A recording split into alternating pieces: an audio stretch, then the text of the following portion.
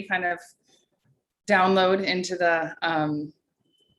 the meeting, and then we'll get started. But it's great to see so many people here this morning.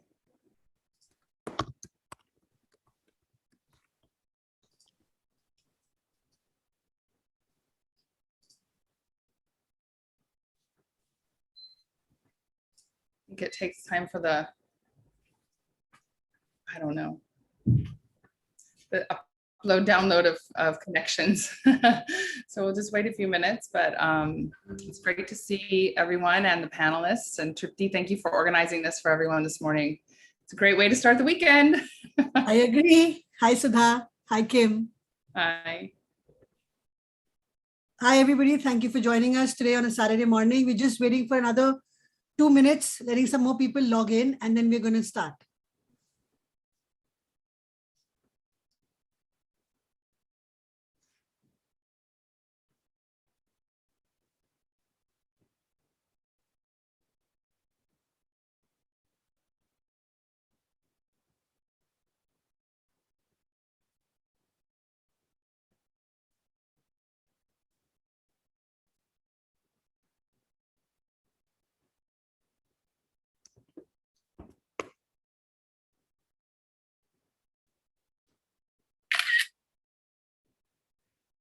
Tripti, look up for a sec.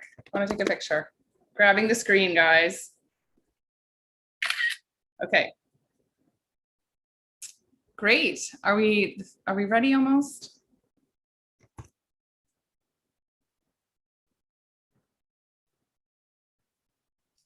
Yeah, Kim, just maybe another minute. Sure. I see more people signing up. I'd hate for them to miss knowing who they're being spoken with today. So. Yeah. Okay, we'll wait for the proper introductions. Yes.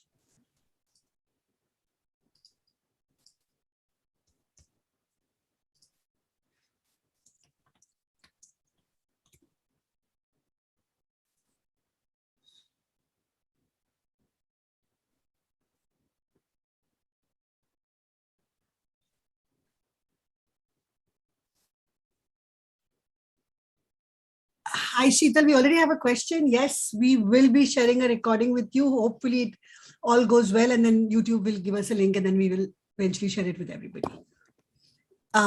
So that's answered already. But yeah, encouraging you guys to all please put in your questions, and we will answer them eventually for sure. And on that note, I'd like to welcome Mr. Sudha Kumar, Dr. Kimberly Dixit to this webinar session today on Statement of Purpose. Now, for all of you who've logged in, you're possibly at that stage right now when you've just started penning down your thoughts about your life story and who you were as a kid, and you want to right now let the admission officers know about how awesome you are and why they should give you the admit over somebody else.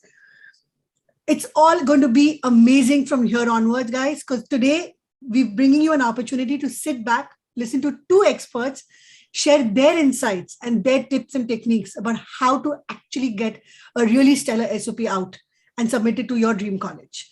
Dr. Sudha Kumar is associated with the Viterbi School of Engineering at the University of Southern California. She lived there for many years before she moved back to India. Now she heads the recruitment drive here in India. Dr. Kimberly Dixit taught writing, still teaches writing to students that she works with at the Red Pen, but also does a lot of brainstorming sessions, helps people understand their stories and the entire narrative that goes in when students actually writing their own essays. So the whole point with working with Dr. Kim is always about helping you understand your own story so you present it better to the team that kind of Dr. Sudha Kumar works with, right? And here are the two experts today who are going to talk to you about writing an effective statement of purpose. I hand over the platform to you both now. Kim and Sudha, please take it forward. We will definitely get questions in after they're done speaking to you. So please make a note of your questions, put them in the Q&A box or make a note of it on the side. And then whoever you have the question for, name that person, and then Kim or Sudha will answer those questions for you. Take it forward, Kim and Sudha.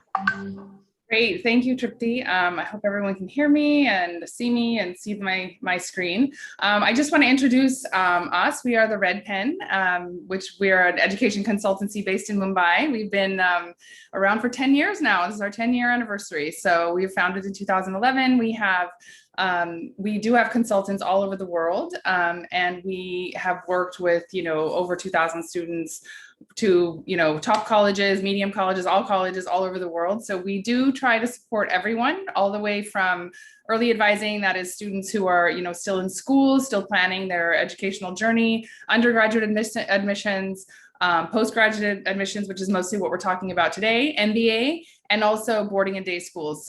So we also have a career counseling service that we're really excited about launching this year. And yeah, so we are kind of a full service education consultancy that supports applicants at all levels of education. We are, I think one of the things that I just want to say this, that does set us apart for people who, people who are looking for advice out there on education, is that we are members of, global organizations of education consultants and admissions professionals around the world, including AGAC, IECA, IACAC, and other organizations that sort of collect the best practices for people like us. So we're always in touch with sort of the latest information and latest news, and also helps us connect with professionals on the college side like Sudha. So we're really excited to be here today with her. And yeah, that's us. That's the red pen. I think Tripti did our introductions. Sudha, would you like to say anything about USC or your role before I get started with the presentation? Well, thank you. Thank you so much for having me, Tripti and Kim. It's wonderful to be here. Tripti, I wish I had a PhD, but I don't. So you can just call me Sudha. I work for the USC Viterbi School of Engineering, and I am based here in India, in Bangalore. And as many of you know, USC Viterbi is one of the top engineering schools. We are based in Los Angeles, and we have stellar programs in engineering, both at the undergraduate, the master's, and the PhD programs. So looking forward very much to participating in this discussion with Kim today. Great, thank you. I think what we, sorry. What I wanted to say first before we get started on what is an SOP, primarily the discussion we're going to have today is about postgraduate admissions and writing a personal statement, which is a slightly unique document, as in it's not the same as writing a personal statement, say for an undergraduate college, which tends to be a lot more personal, a lot more driven by, a student's motivations around education in general, whereas an SOP for a master's program or a PhD program, it needs to be slightly more, I wouldn't say slightly, quite a bit more specific about, because the student at the master's level is planning to specialize and needs to kind of identify what skills and experiences they're already bringing into their to the program, and how those feed into the choices that they're making. So we'll just start right away with talking about, what is an SOP?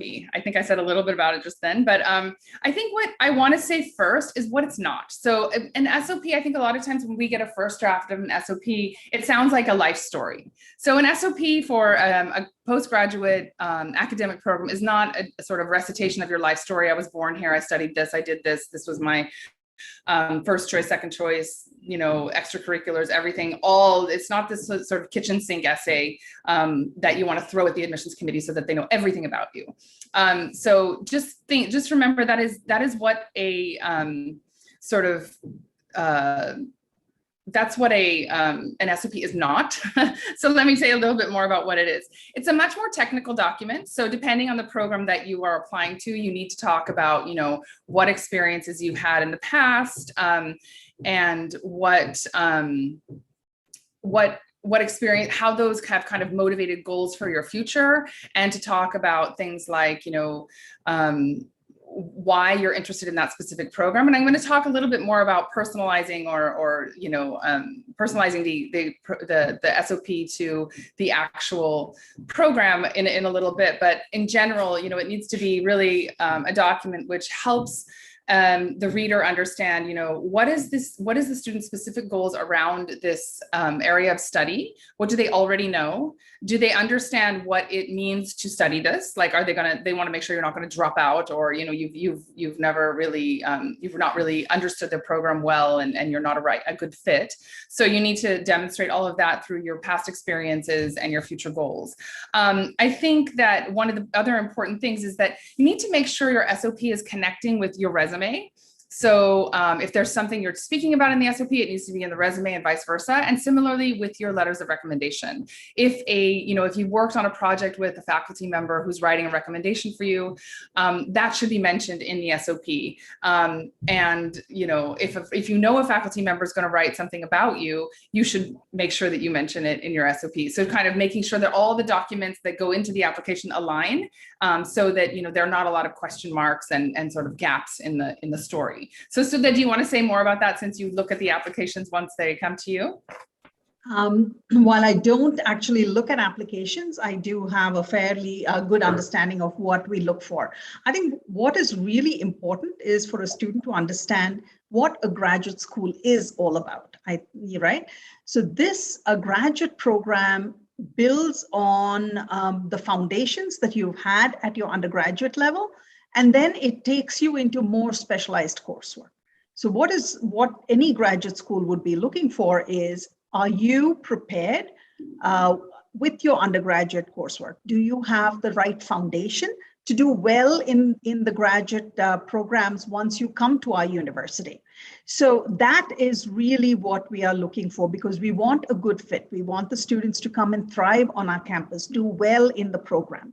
So if you don't have a great background and you're just kind of moving into something absolutely new, it could be a problem, right? So one of the things that SOP does is it fleshes you out in terms of, we have your transcripts, so we know what your grades are. We have your resume, so we know where you work. We have all your projects. We have all of that. But what we don't have is that personal story that Kim was talking about. And in all of this, the focus really needs to be on how you are a good fit for the university. So what is it in your background that makes you a good fit for not just our university, but for that program in particular? So the focus for a technical school SOP really needs to revolve around the program that you're applying to. And the other part of the SOP is, why are you wanting to come to our university? What is it in the coursework that really excites you? Who are the faculty that maybe excite you? So what is your motivation for coming to study in our university? And why do you think you are a good fit? I think these two are very, very important parts of the SOP. But like I said earlier, understanding what a graduate school is really important. A lot of times, the SOPs that I notice students doing is they're a little confused about what they've heard in the past about SOP for an undergraduate student. So undergraduate students, we are looking for this very well-rounded person and so on. While for a technical school, we are looking more for someone who is prepared well for the coursework and is going to come and do well over there.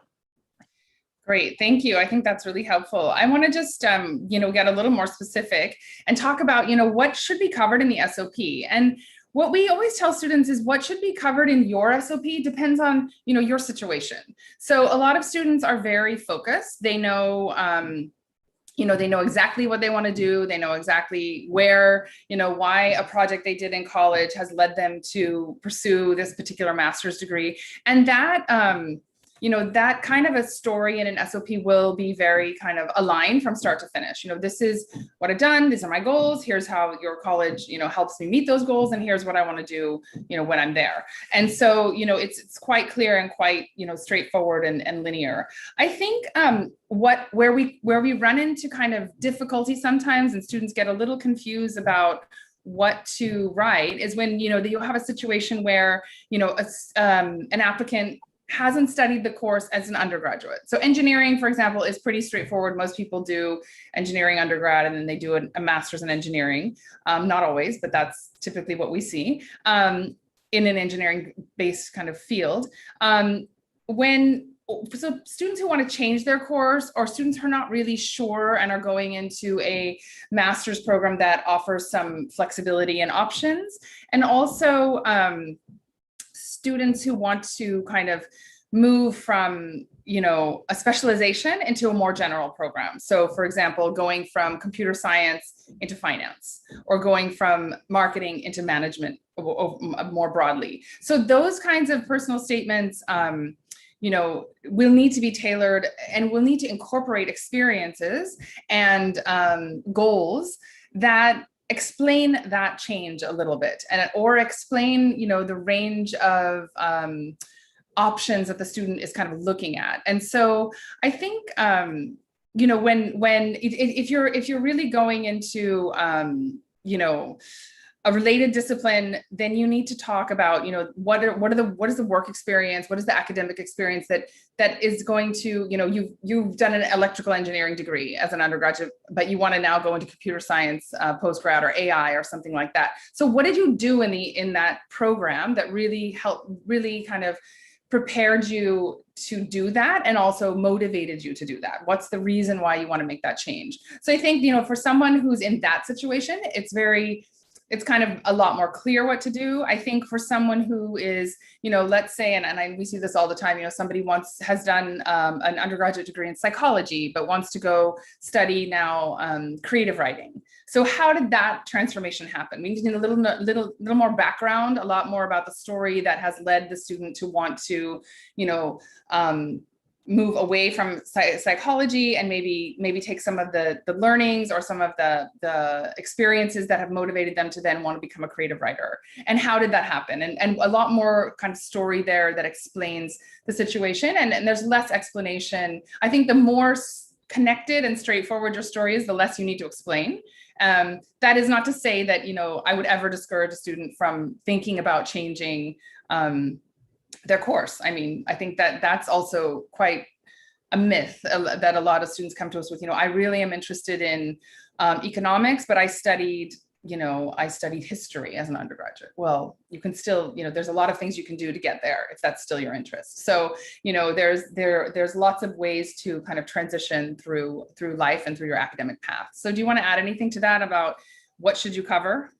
Yeah, Kim, yes, if a student is not making any changes, it's fairly straightforward. But again, the same thing that I talked about earlier, where you have to understand what that coursework is and what the expectations of the graduate school are. So we frequently see applications from students who have an ECE background that you talked about, who want to transition to computer science.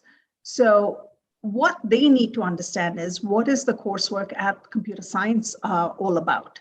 And how do they feel that they are prepared for that transition? Also, your example about someone with an ECE background who maybe wants to move into financial engineering. Financial engineering is a very heavy in mathematics. So how good are you in math? Anything that can showcase your strengths in mathematics would really help your application when you are applying to financial engineering, for example.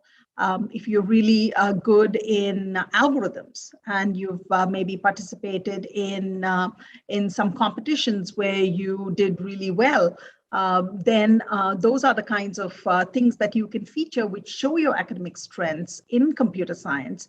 And you really need to focus on that when you're transitioning from the ECE department to a computer science department. Thank you.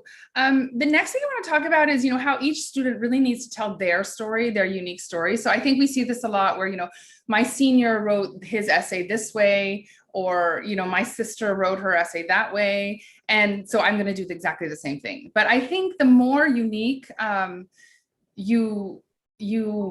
shouldn't say the more unique you are, the more you focus on your own story, the better. Because and that's not to put pressure on people, oh my God, I'm not unique, I'm just like everybody else. Maybe you are, that's fine, but still your story is different. So make sure to focus on what you want to say, not what other people have said, and not what, what you've heard is right. That is to say, I think, a lot of students, I guess I want to say two things here. One is a lot of students do feel that, they want to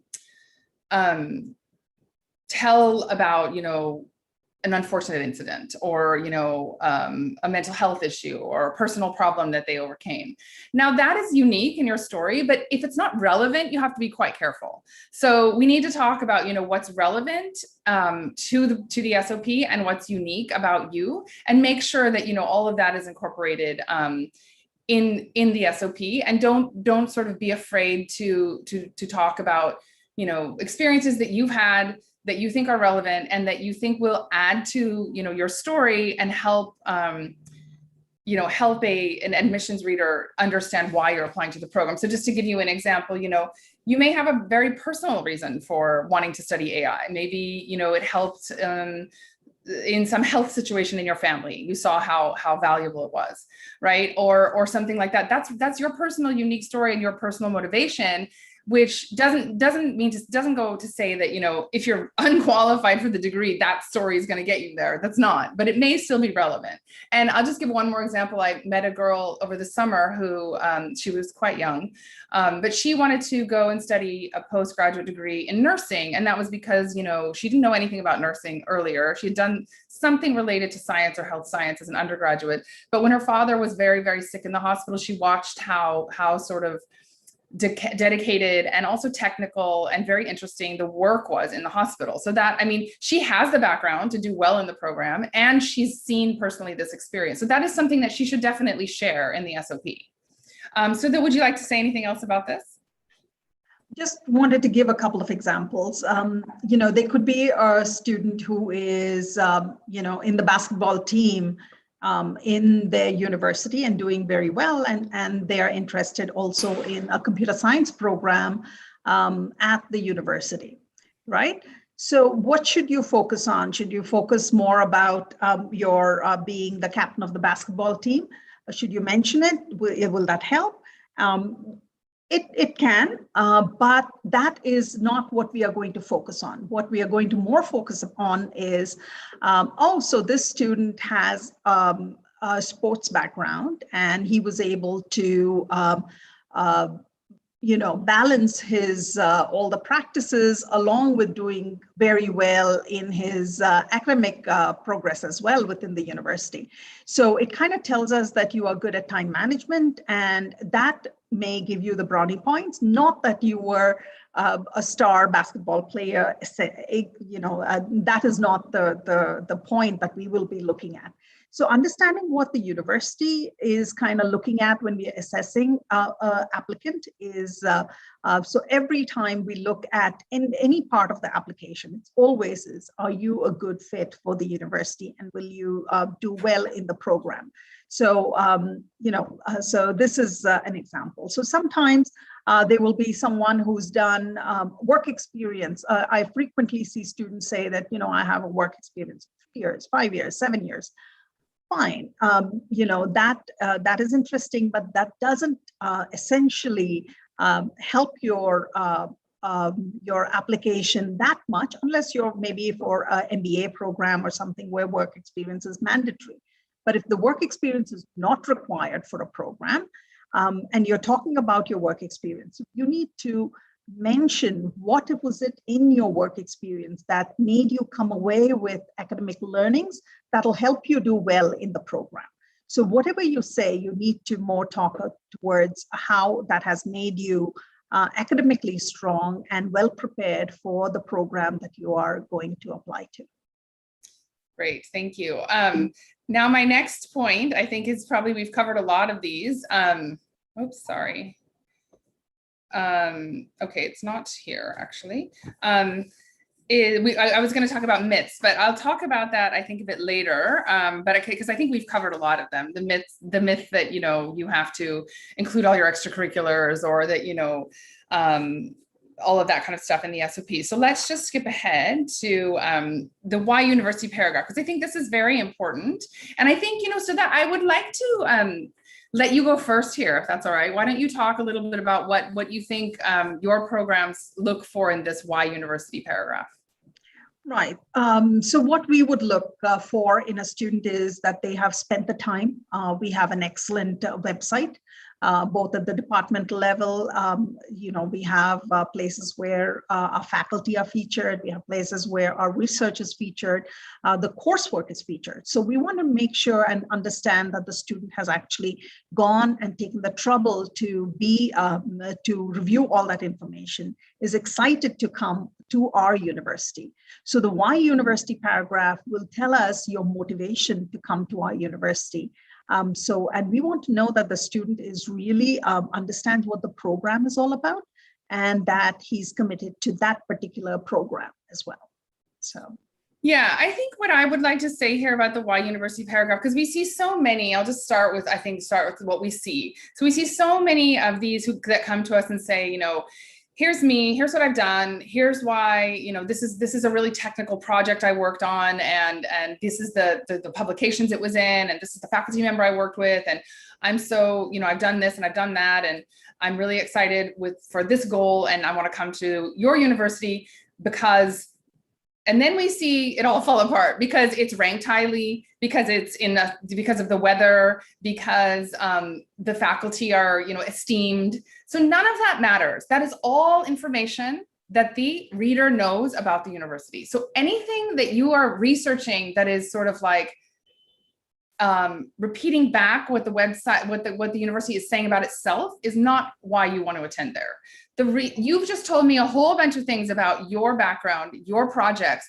Now connect those projects to the offerings on the website at the university. Talk to faculty. I think you said this, so that talk to current students, and you really need to demonstrate that very, very well in the Why University paragraph. Because if it's just very generic and you could plug in any college's name and any program or any course, you can just substitute course names from USC to UC Berkeley. It's not unique. It's not going to work. It doesn't show that you've really taken the time to understand your fit with the program. So it's not something that I think the other thing to understand is the reason that students often, or applicants often, keep that paragraph very generic is because they're worried that, what if I make a commitment to say, oh, I really like this professor, or I really like that class, and then I decide not to enroll in that class, or I decide not to. No one is going to call you and say, you said this in your personal statement, now you have to take that class. No one's going to do that. You just need to show in this paragraph that you are aware and engaged as an applicant, and to see what your fit is. Because the thing is, none of these universities want to admit people who don't understand well, and so are therefore going to not attend. So if I give you an offer and you've really misunderstood my university, by the time you figure it out, you're not going to come. So why should I waste an offer on you, right? Yeah. So yeah, just want to say, be yourself. I mean, don't make it forced. Don't go out of your way to kind of manufacture something that you're not really into. Maybe weather is an important factor for you, which is fine. But you can talk about that along with, maybe the location brings the kind of work experience opportunities that you're looking for. But you have to have done the research to do that. But again, earlier I talked about what the relevance to the coursework is the most important. So when you're keeping in mind your SOP and this Why University paragraph also, the relevance of the coursework is what you should keep in mind as you're talking about what are the important things. But don't be artificial, be yourself. Great advice. Okay, so I think we have a little bit of, I have a very long list actually of do's and don'ts, which I'll go through some of them. But I think one of the most important things, to do is, as we've already talked about, you need to do research, you need to understand the industry, you need to talk, like you said, be yourself and give the full picture. And also, I think the other thing is, be very genuine and sincere in your academic pursuits. Like, why do you genuinely want to do it? I think that's very important. I think the final thing I'll say, and then I'll let you add some, is please use things like Grammarly and other tools that help you correct, the language in your essay, it needs to be very, very clear. You need to tell this story in the simplest but most impactful way possible. So if you get really complicated and really creative, people, the readers are reading so many of these, they just want to very directly know, do you know why you're applying? Can you communicate it to me clearly? Is the language readable? Have you made spelling mistakes? Which would sort of indicate whether you've paid attention to the details and taken time to, to kind of proofread and get this vetted. And so along with using the AI, driven tools to correct the problems in your essay, make sure that someone reads it, someone else besides yourself, and preferably not someone who's a classmate, maybe like a faculty member or a parent or a professional in your industry. Someone else needs to read this for, yes, the grammar, the flow, the organization, but also just, does it make sense? Can I understand what you're talking about? So those are the kind of the tips for what to make sure you do before submitting. Anything to add there, Sudha? A need for students to understand that a technical school does not really require very flowery language. You can be concise. The average length of a USC Viterbi personal statement is about 1 page. So if you can be concise, I think that's a great thing to do. Yes, and do proofread because, and don't cut and paste. Maybe that'll come in the don'ts, but just yesterday I was interacting with someone at a college fair and the paragraph this student wrote out to me was, I am really looking forward to studying in the New York area. I'm like, I'm here in Los Angeles, and that almost immediately will turn you off. So cutting and pasting is a big no-no. And it's, the personal statement is not a document that you can whip up in a day. You need to take the time to have the first draft, the second draft, like Kim said, have somebody review it, revise it some more. Don't bother about making it terribly, flowery and literary, maybe not for a technical school anyway. Yeah, and be concise. Nobody has the time to read entire lengthy essays about your life story. Yes, thank you. And yes, we do have the don'ts. I think we should put this slide as do's and don'ts in the future. Yes. But the don'ts, yeah, I think you covered a lot of them, but I think I would also just add that, there's a lot of questions around the pandemic and how do I explain, that I didn't do X and Y because of the pandemic, or how do I explain? And, everyone has been going through the pandemic, so you don't need to explain what it is and how it affected you and that you didn't go to college. It might be, helpful in some element of the application, maybe not in the personal statement, to explain, that your college was online for this many months, or, your grades were awarded in a particular way. I mean, that's good information to have. It can also come from the recommendation. It can come from the registrar. I mean, there's different ways that this information is communicated. But I think stories around, poor me, I didn't get to do this, I don't think that is something that's necessary to focus on in the personal statement. And I think Sudha said this a lot about, when flowery language is definitely not something that we encourage. And I think that's one of the things that actually gives people a lot of writer's block. They're like, I don't know how to write. I'm not a good writer. I'm a mathematician, or I'm an engineer. It's okay. Like, just write. The most important thing is getting started, and then you can start showing it to people, start getting support. But if you block yourself with a kind of mental understanding that I can't write, and you never get started, that's just going to really sort of make the whole process extremely stressful. So I would encourage you to, and don't spend a lot of time, taking a writing course to write your personal statement. Like, don't do that. Just write the things down. If it helps you to write it in bullet points, if it helps you to fill it into a format, a form kind of format, do that. I mean, do whatever it takes to get words on the page, because only then can somebody help you kind of shape it up.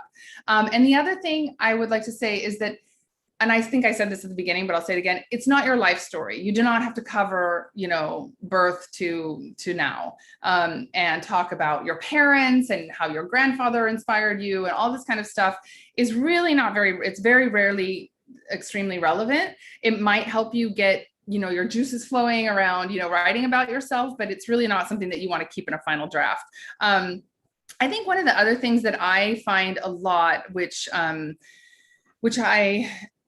don't like, is when students use quotations, like a quotation from Gandhi or a quotation from, Albert Einstein or whatever, to start the essay, to say, to then talk about themselves. Like, it's not needed. It doesn't really tell me anything about you, except that you can kind of Google quotations that on a particular topic.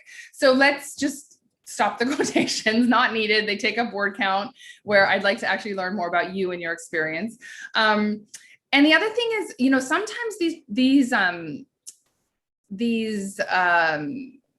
programs are technical, so there is some jargon and there are some things. Obviously, if you're applying in computer science, you need to mention the coding languages and what you've worked on and some of the, but if you feel, if it's very, very specific and technical, don't get too heavy on the jargon. And, that'll depend from program to program, but just be a little bit careful with that. I think it's not, obviously you have to mention what is important and what is relevant to the field, but I think people get carried away. So try to make sure that you're using just enough jargon and just enough so that it sort of signals that you know what you're talking about. And then I think, so that you mentioned this earlier, you don't need to mention, that you were a national level gymnast in 7th grade. Like, that just isn't important in this program. So for these programs, I know it may have been something that, doing, traveling around the country, competing in table tennis when you were a kid probably built some great skills, but it is probably not very relevant to this program. So be a little discerning about what kinds of your past activities you bring into the discussion. And I think that the last thing I'll say is you don't need to mention your grades or your academic performance in the SOP. I think, Sudha, you also mentioned that. This information is there in other documentation. You don't need to mention it in your personal statement. So yeah, I think that's all I have on the don'ts. Oh, wait, one more thing. Stay within the word count. Do not, if there's a word count, do not exceed it. It shows that you're not following directions. It shows that you can't kind of sort of work within boundaries. And so please just stick on the word count. Anything else to add there, Sudha? Yeah, Kim, very good. Just want to go back to the point where you said about don't talk about your grades, which is true. We have access to your transcript, so we know every course that you've ever done and how you did each semester. But there may be a time that one semester you broke a leg and somehow you were in hospital and you didn't really do well that particular semester. Looking at your transcripts doesn't tell us what happened during that semester. So if you were to kind of mention that you had a bad semester, but then you built up and you started doing really well afterwards, that will goes back to fleshing out the information that we already have about you, apart from the statistics. So it just helps us understand you a little bit more. So it's okay to mention in things like that. So as you were talking about the COVID experience as well, if there is something that affected your grades and you are going to be able to talk about it just briefly, we don't want a very long explanation, just about a sentence or so would be okay, and also shows how you recovered. That would also be helpful. And again, yes, please, no quotes. We don't want to hear about Bill Gates or Mahatma Gandhi or Einstein. Use your own words. Yeah, that is a good point. Great. Okay, I think we're ready for questions. So how are we doing this, Tripti? Should we? Yeah. First of all, I have to tell you guys, this session has been so good. I've had all the content specialists from the Red Pen message me saying, yeah, she said this. Sudha agrees or Kim agrees, because, we speak so much to our students about don't use quotes, use your own words, stay in the word count. So, and I loved how everybody was laughing when we were speaking about don't use quotes. But yeah, from now on, I'm going to share some questions with you both. I have answered some. in writing, but some I want you guys specifically to weigh in on. Let me start with the question for both of you first. A couple of people have asked about what is the difference between a technical SOP, and I think, Sudha, that's something that you would definitely want to opine on, but also then how does that differ from, say, a management or a social science SOP? So I want both of you to give your perspectives on this. Right. So I can go first. I don't know if any of these students are interested in a PhD, but we have something called a research statement that we would request students to write in a PhD application. In that, they would take a lot of time, talk about the kind of, well, again, it'll start off by talking about the kind of research that's going on within the university, the faculty who are working in that particular area. And then we'll go on to talk about their research interests in this particular area, what they have done in the past in terms of a project that they may have written, done, in terms of maybe a term paper that they did that really excited them to get into a particular area.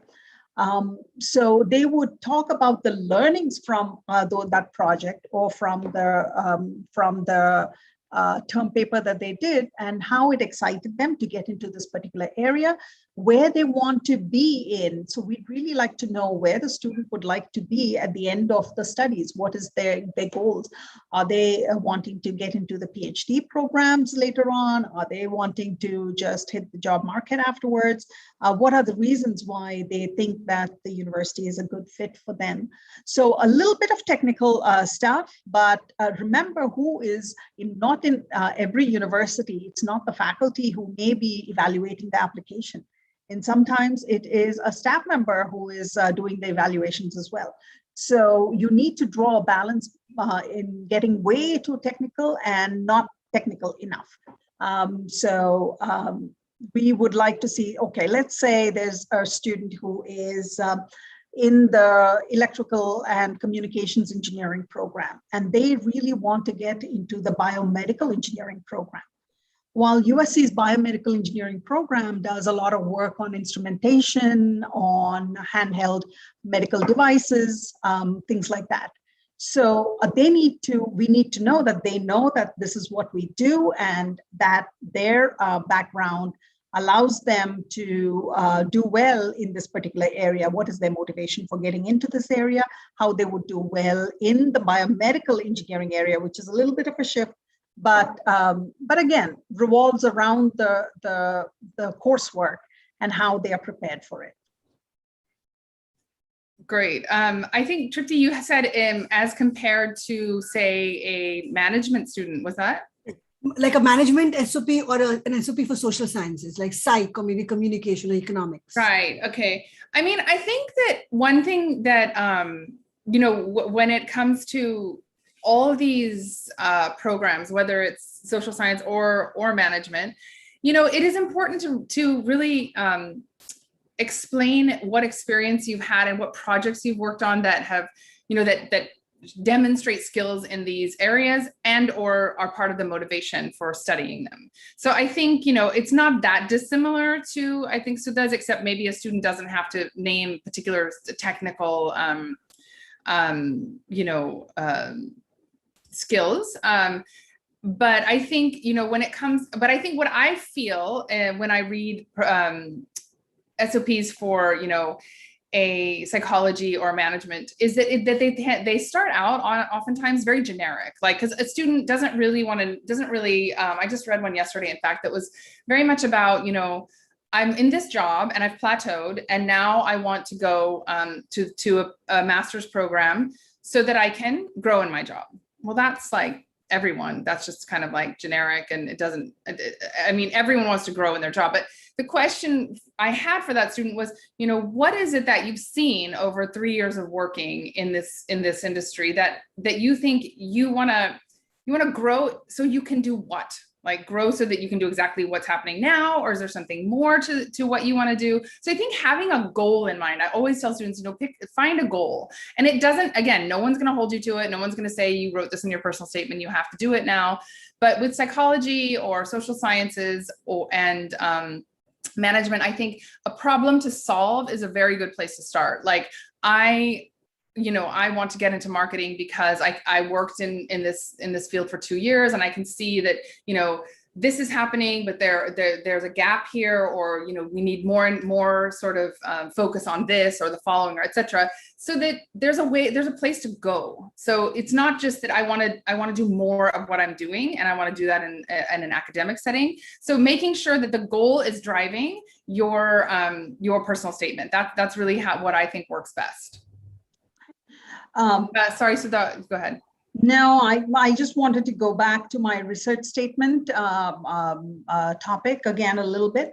A lot of times students are very confused about when they write a research statement, should they make it extremely focused to one research topic, this is especially for a PhD program, or whether they should kind of make it a little bit more wide, so that several faculty who are working in that area would find them of interest. So it's a double-edged sword a little bit. If you become very, very focused and very pinpointed in the kind of research that you want to do with one particular professor, the danger of that is that particular faculty member may not be taking on a student that particular year, right? Or they may be on sabbatical or something like that.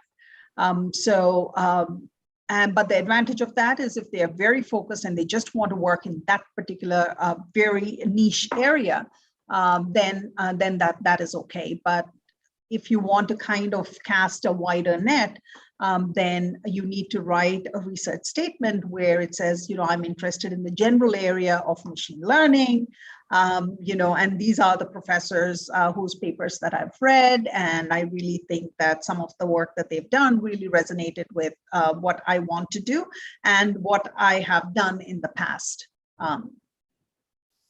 So they need to be careful about not making it way too pinpointed, because a PhD application is more of a one-on-one match between the faculty member and a student.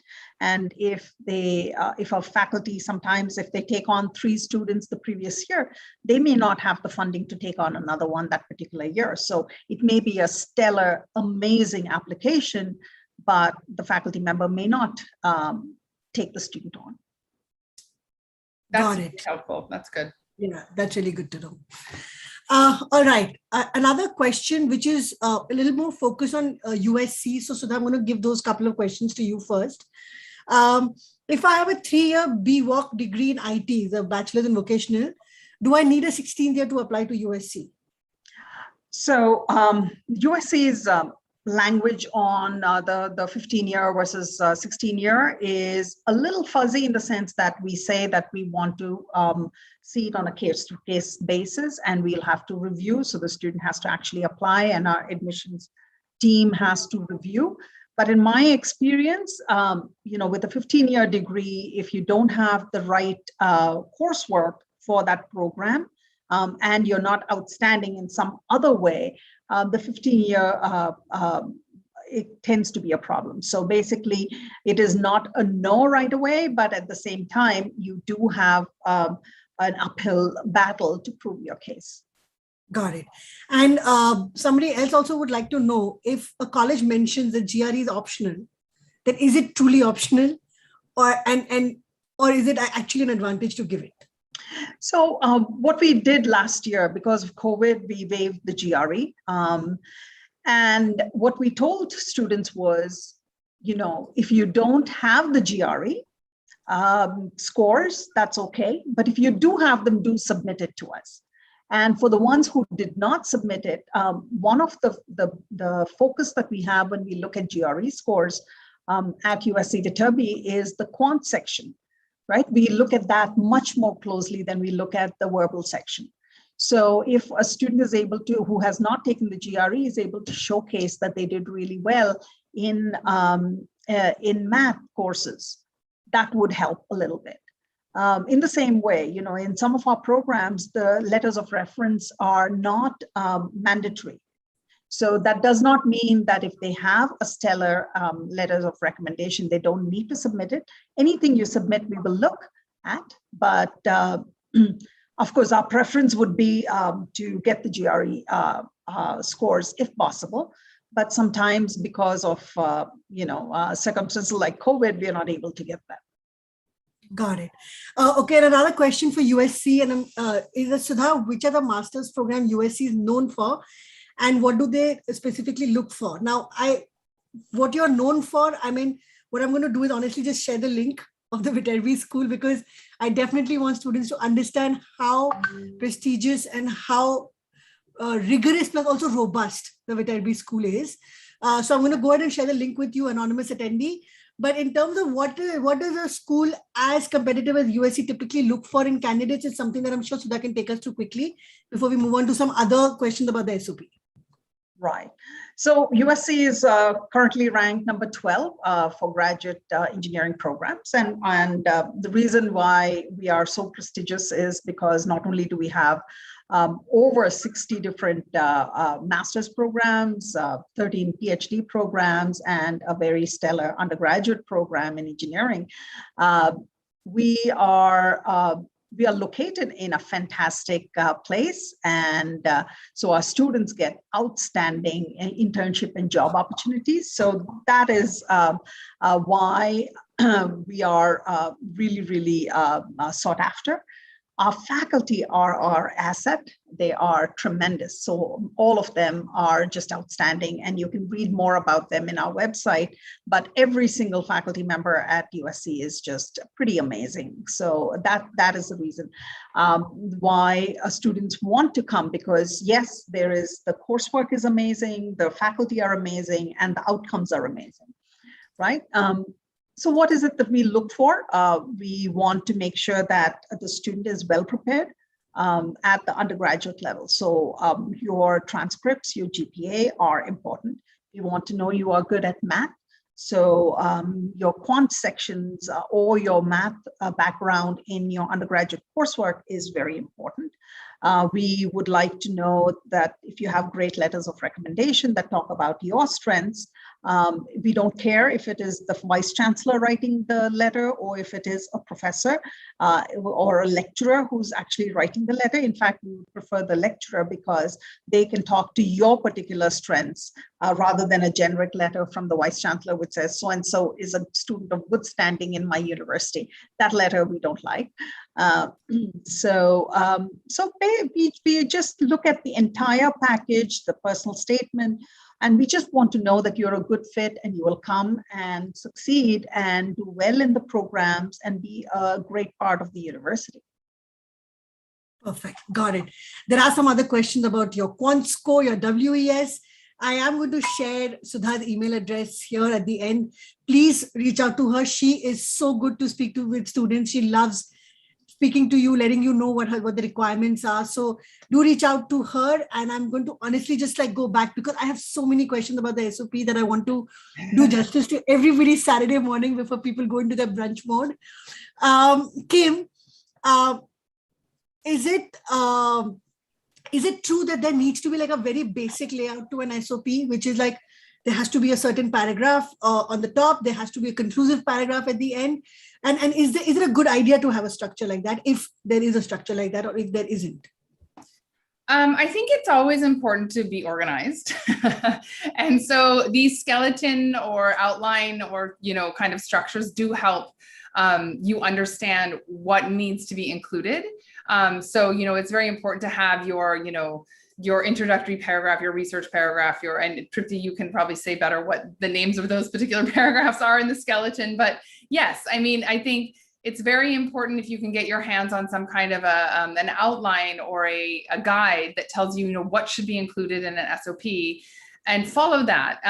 And this is different, but for example, with the UK, the personal statements, even for undergraduate programs, there's a very, when you apply to UK, you apply through UCAS, and on the UCAS website, there's a very clear personal statement guide that if you answer the questions in that guide, you've basically covered everything they want to know.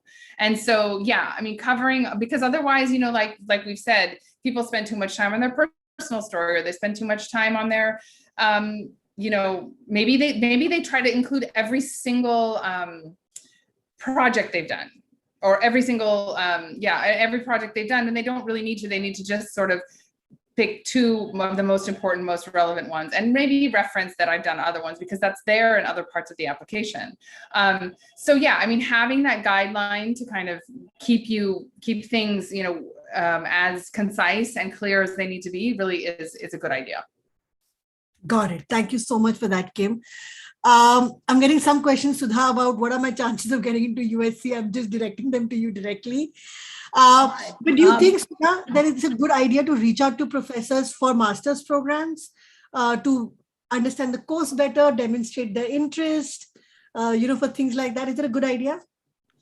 Tripti, I actually in the chat I put we have a virtual open house coming up for our master's and PhD program. So I put the link so students can actually attend that session where we will talk for about an hour about what our application process is like and what we are looking for, and we can talk in detail about that. In terms of contacting faculty, no, I don't think it's a good idea for master's students to actually contact our faculty. We get a huge number of applications, and it'll be difficult for our faculty to interact with students. But once you are admitted and entering the program, at that point, it would be a good idea to reach out. But there are so many people that you can reach out to. There's me, my colleague Divangna Katuria is here, and the Vita-B grad program email address that we have that is there right now on the screen is another way where a team of people will be responding. So our aim is to actually respond to students very, very quickly. So any questions, feel free to. I have a question for you. I just want to ask this. It's just for people who are on here who are not interested in Viterbi, not interested in postgrad. I just don't want you to get emails from them. So is there another way we can direct them from here itself? Or will you direct them if they email you? Because I've actually seen this happen at several fairs when we used to have fairs in person where people like you are asked questions by undergraduates or people, questions about totally different programs. And I think it's important to be clear, that you are especially focused on these postgraduate engineering programs. Yeah, no, thank you. It's okay. They can reach out to me and I will forward it to our colleagues in other schools. All right, perfect. Thank you. Thank you. Yeah, that is one thing I do. I do always feel about USC that all the representatives of all the programs are very accessible, very happy to talk to students, very ready to answer your questions. So nobody should feel shy about reaching out to anyone in the sort of USC ecosystem. Yeah, absolutely. That's one of the great things about the university, where starting from our dean. I think the campus is a very, very friendly place, and Indian students feel very much at home over there once they go there. Okay. And on that note, I have many more questions, but I want to take two final questions. One, Kim, for you on voice, and the other one, Sudha, on you on identifying capstones. Okay. So Kim, there are a couple of questions about your personal voice in the essay, in the SOP. And is there expectation for an SOP, or do you think it's a smart idea for students to have a more formal tone? Or is it more about, using your personal style of speaking, but just putting that down in words? What do you think? My feeling, and so that you can disagree if you want, is I think we've said this, be yourself. Whatever is natural to you in writing and the way that you want to write about yourself. If formal is your comfort zone, write formally. If being more casual and more descriptive, you can't be too descriptive if there are word limits, but being more sort of, I guess, familiar in your language is also fine if that works for you. The most important thing is to be clear. You cannot be, you can't obfuscate the details with flowery writing. I think we've said that already. So it is not required to, things like, I get students writing, can not instead of can't or whatever. And I'm just like, they say, well, but I can't write that, in formal writing, I can't use contractions, don't or do not. I'm like, you can do it. Really, there's no rules like that.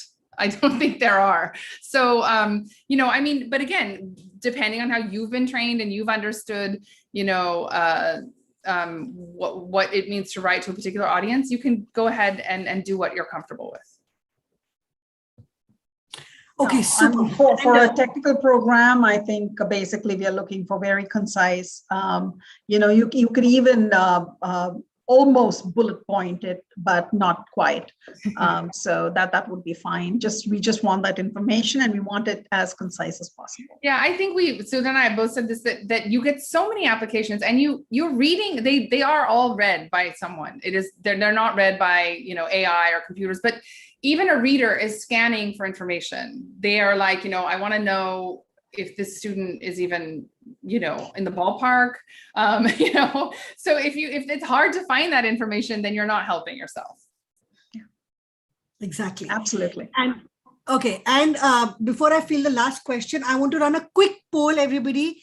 We're thinking of doing another webinar series. Do you want to know about how to create a resume? Do you instead want to know about what is the letter of recommendation and how do I get that done? Put it in the question box so I can kind of figure out and see what is it that you guys want to see. Sudha, the question for you is about capstones. Now, students are going through the curriculum, trying to identify their path. And if they are going to not contact professors, then I think the question is that how do I know which capstone project is really going to benefit my learning? And because it's an important part of the Viterbi experience, those capstone projects. So I think that's something that they want to know. Right. So at Viterbi, and I'm talking about the graduate program, most of our coursework has some projects or the other. So it's not just one project that a student has, but they have series of projects that they take a particular course, and there is sometimes a project, sometimes it's just straight coursework.